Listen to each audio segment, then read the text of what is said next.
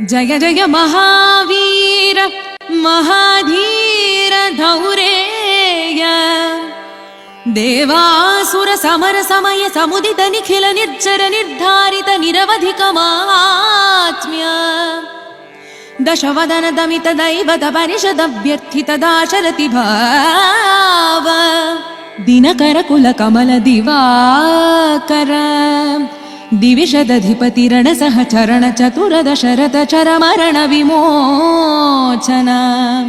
कोसल सुता कुमार भाव कंचुकित कारणाकार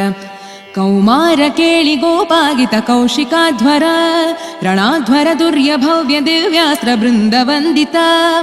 प्रणत जन विमत विमथन दुर्ललित दोर्ललिता तनुतर विशिख विताडन विघटित विशरारु शरारु ताटका ताटकेय जड किरण शकलधर जटिल नटपति मकुट तट नटन पटु विबुध सरिदधि बहुಳ मधुगलन ललित पद नलिन रज उपमृदित निज वृजिन जहदु फलतनु रुचिर परम मुनिवर युवति नुता कुशिक सुत कथित विदित नव विविध कथा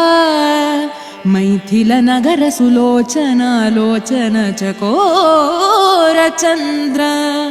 खंड परशु कोदंड प्रकांड खंडन शौंड भुज दंड चंडकर किरण मंडल बोधित पुंडरीक वन रुचिलुंटाकलोचना मोचित जनक हृदय शंकातंका परिहृत निखिल नरपति वरण जनक दुहितृ कुज तट विहरण समुचित करतला शतकोटि शतगुण कठिन परशुधर मुनिवर कर धृत दुरवन मतम निज धनुराकर्षण प्रकाशित पारवेष्ट्या